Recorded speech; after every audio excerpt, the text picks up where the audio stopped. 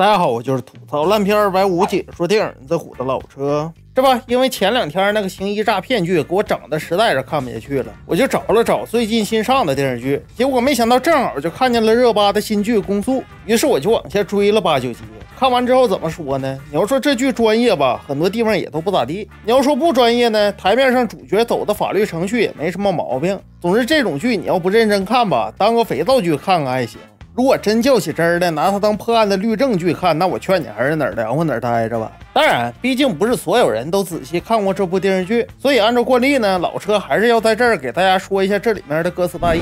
首先由热巴演的女主呢，是一个当地非常优秀的10佳检察官，而男主呢是一个破案非常爱动脑的刑警队队长。当然，有的人这时就该说了，这咋的又要谈恋爱了？哎，你要这么问吧，我这话还真没法回答你。你要说有感情线呢，他俩现在还没确立关系；你要说没有感情戏吧，看这架势，俩人还真能擦出火花。当然，他俩呢也不是像大家想的那样，纯是通过搞事业走到一起的。因为女主的前面吧，还有一个工具人，那就是这女主的师姐，而这个师姐正好就是咱们男主的女友。至于我为什么说这师姐是个工具人呢？相信看过剧的朋友都知道，这不，由于剧中说电诈分子在境外比较猖獗，女主的师姐呢，身为公安系统里的得力干将，就被安插进了电诈园区的老窝了。而且这还不算完，据剧中一位领导透露，他师姐这半年在电诈老窝里不仅混得风生水起，还成功晋升为电诈内部的高层了。真的，这种神人，说实话，无论在现实的新闻里，还是在以往的电视剧里，我从来都没看过。尤其是女性警员长期深入到境外的窝点，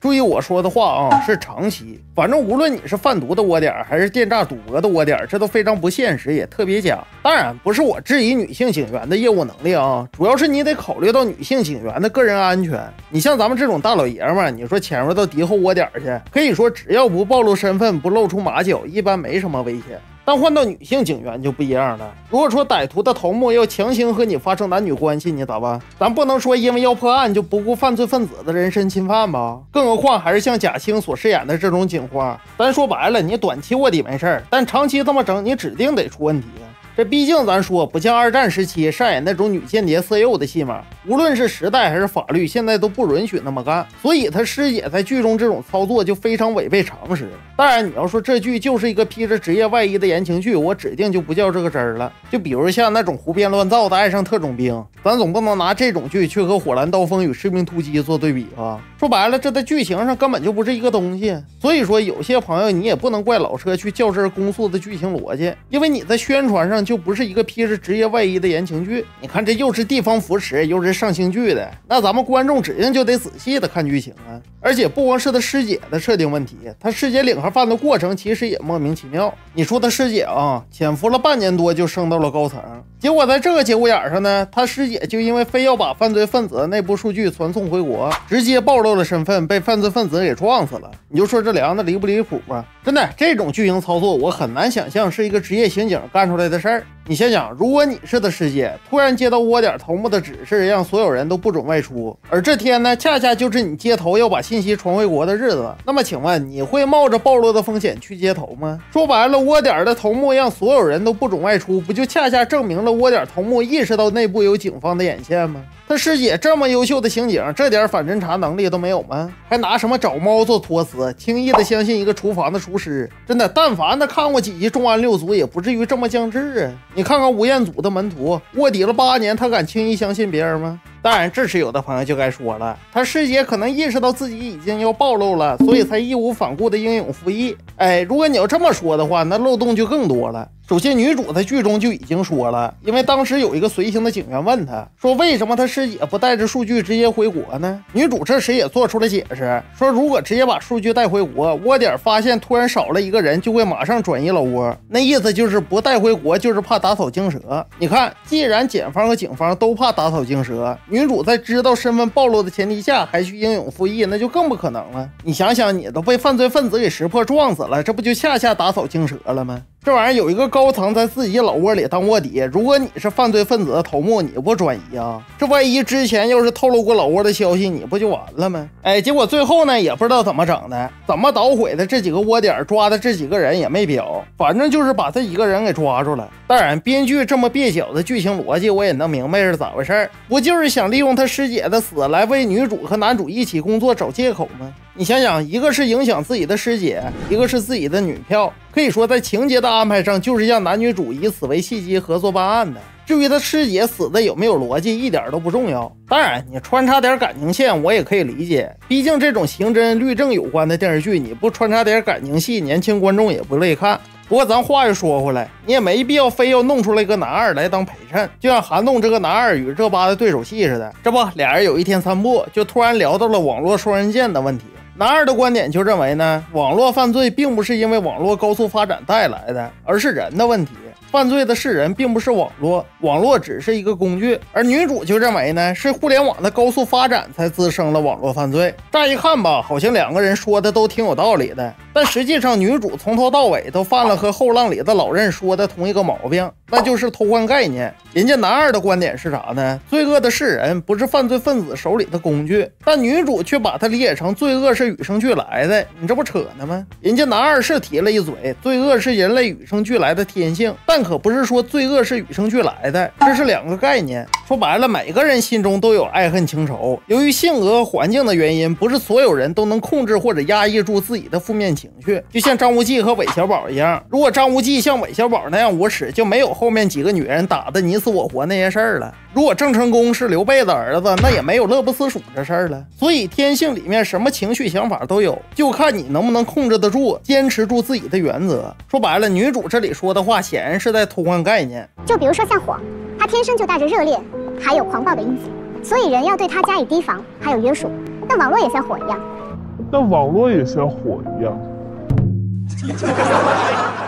看没看见？女主到最后都还是在偷换概念。你想想，拿火和网络做对比有可比性吗？这说白了和后浪里面的洋粑粑蛋与猫屎咖啡做对比有啥区别？就好比人家说珠穆朗玛峰高，你非说我血压高；人家说火车快，你非说我手里的菜刀快，你这不扯淡一样吗？咱首先来讲，火是自然属性，人无法控制自然界中的火。你说山火你能马上扑灭吗？火山喷发你能说拿个塞子给堵上吗？太阳上的火你也不能说一泼尿给呲灭呀。反观网络就不一样了，这纯是人类制造出来的东西，都不用别的，你把所有服务器后面的插销一拔，网络瞬间就没了。到那时候全球的什么黑客啊码农啊全都下岗了。当然这时有的朋友就该说了，老车你说的这就不对了，那人家家里电路着火，房子被烧了，还有什么切尔诺贝利核电站爆炸怎么算呢？什么汽车自燃、油罐车爆炸，小孩没事往下水道里扔鞭炮，黑帮火并，这不都是火吗？女主她说警惕火也没什么毛病啊。确实乍一看好像都是生活中发生的火灾，但你细想想，这些其实不都是人为因素造成的火吗？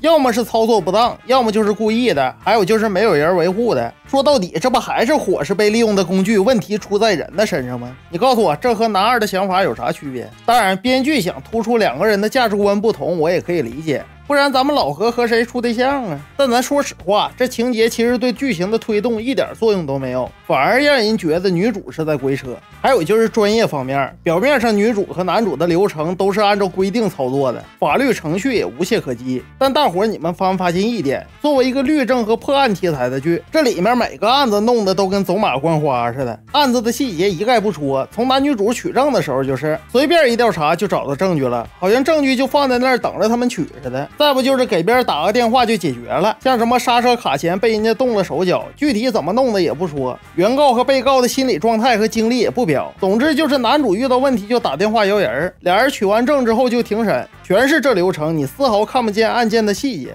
真的，抛开演技不说，除了这剧的利益以外，我实在看不出什么亮点。你对比法证先锋的破案程序，细节那简直是一个天上一个地下。无论从取证还是逻辑推断，你就说这剧哪点能比得上吧？当然，有的朋友会说，这是上星剧，还是被鼓励扶持的剧，咋的就你老车懂，别人都不懂呗？确实，老车也不是专业拍戏的，但看了这么些年电视剧，脑袋即便再愚钝，剧情好不好我还是能看出来的。再说了，人家部门鼓励不代表就是全程替你拍电视剧，如果要那样的话，那还犯得着请编剧和导演吗？我不知道大伙看没看过10多年前有一部叫《荣誉》的剧，就是程昱主演的那个剧。可以说这种剧才叫真正的不水剧情，国家队下场拍的良心剧。虽然不是关于电诈方面的剧情，但里边说的也是侦破诈骗集团的事儿，而且也是跨境拍摄的，由中央电视台电视剧制作中心制作，公安部、政治部、河南电视台联合摄制的刑侦剧。你告诉我，这剧和公诉比质量怎么样？无论从破案的艰辛，还是跨境抓捕犯罪分子的过程，哪个不比你公诉细呀？而且为了揪出潜伏在队伍里的叛徒，剧中的郝刚郝局长甚至不惜与犯罪分子同归于尽。你告诉我，这剧比不比你公诉里面的剧情强吗？真的，有兴趣的朋友，你可以自己去央视官网看看去，对比对比，你就知道质量的差距了。反正作为一个破案类型的律政剧，这剧确实不咋地，只能说可惜了电诈犯罪这么好的题材了。还有就是热巴瘦的有点太厉害了，我感觉她在幸福触手可及里的状态比现在要好多了。行了，咱们今天就侃到这儿吧，我是老车，咱们下期再见。